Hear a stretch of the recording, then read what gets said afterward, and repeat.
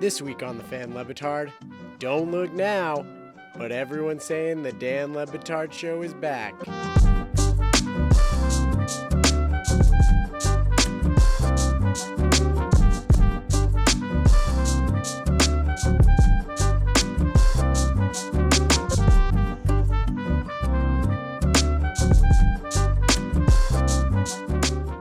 Don't look now.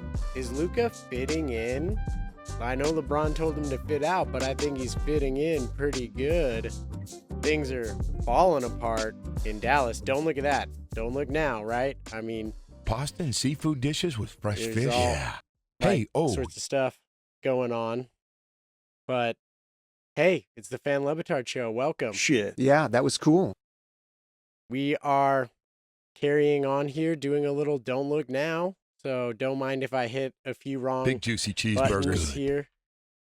Have you been enjoying the show lately? There's a lot of content that is going on. For starters, you have Billy Gill doing his broadcasts. He's done two of them, Vice Night and FIU versus Miami, which was also another Vice Night.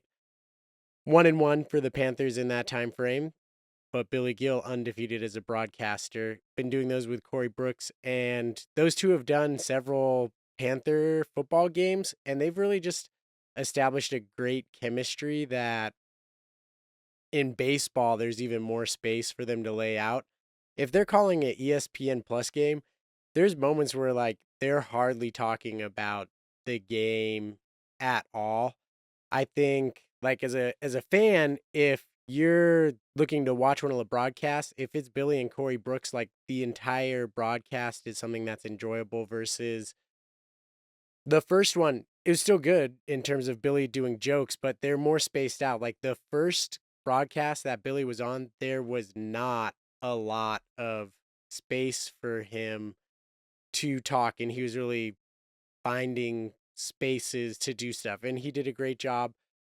You know, you look at all the best ofs that I created, there's like 9 minutes, 11 minutes, and this last one, 7 minutes. They had a little technical issues.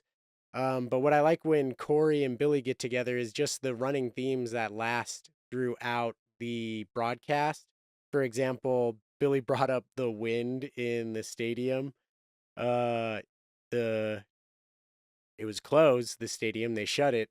So there really wasn't any wind, but he kept bringing up how maybe they have the windows open and, you know, there's no flag, so we can't tell if there's a breeze, but maybe the wind from those open windows, the window wall, knocked that ball down, got a hold of it. So there were several times that they mentioned that throughout the game. There's a home run that was hit, and I think they said something along the lines of, oh, if only, you know, it was hit over there and the wind could have knocked that down. So I've been really enjoying Billy. Another thing that I've been really enjoying about the show is twice a week Greg Cody.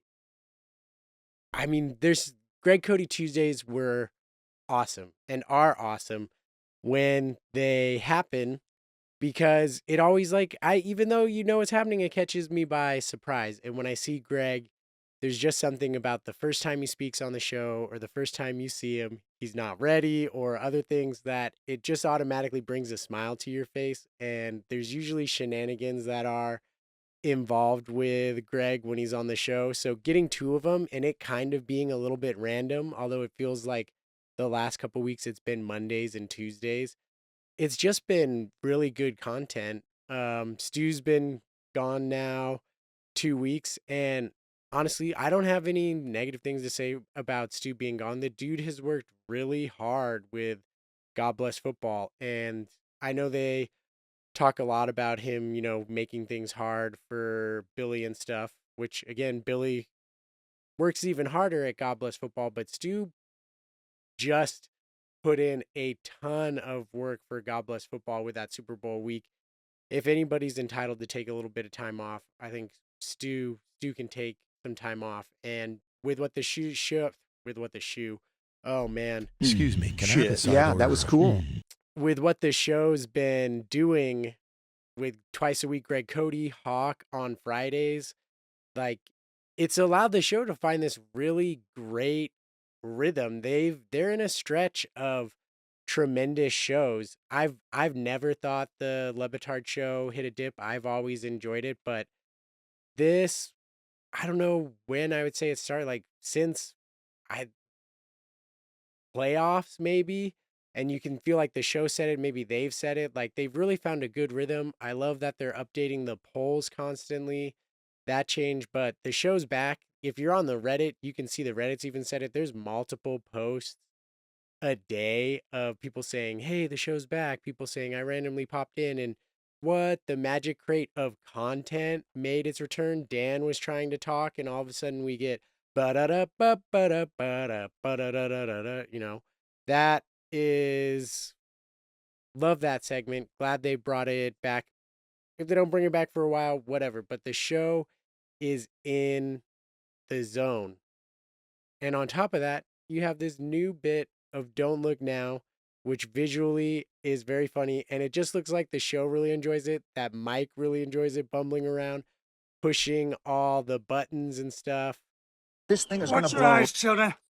Put this town on alert. He absolutely just enjoys Ever mucking things visited up. We met Carol. Yeah.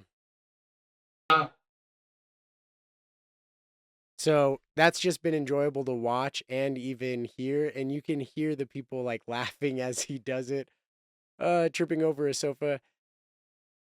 The show's just in a really great place. And that makes me happy with it being a contract year. I hope they get another huge contract that sets the show up for success, because 20 years, it's been a great run. And I don't know about you, we're the Fan Le Batard Show. We want to see more. Last thing here, I guess it's going to be kind of a short show, quality control, and I can't really see what I'm doing. Shit, ask questions.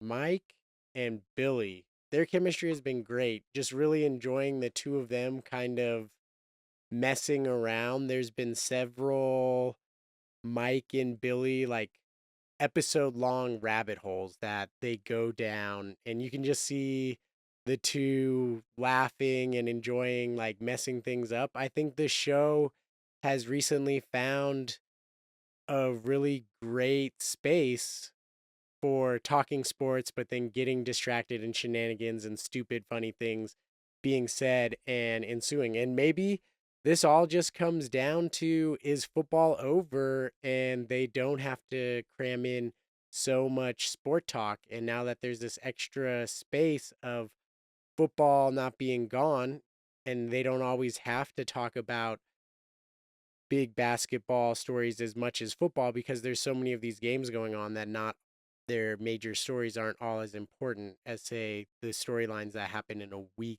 of football, because again, a week of football games is more important than one day's worth of basketball games, so they can spread out the content there. I think all show fans would say the summer, when there's less sports, the show seems to thrive because they find ways to create funny and unique content.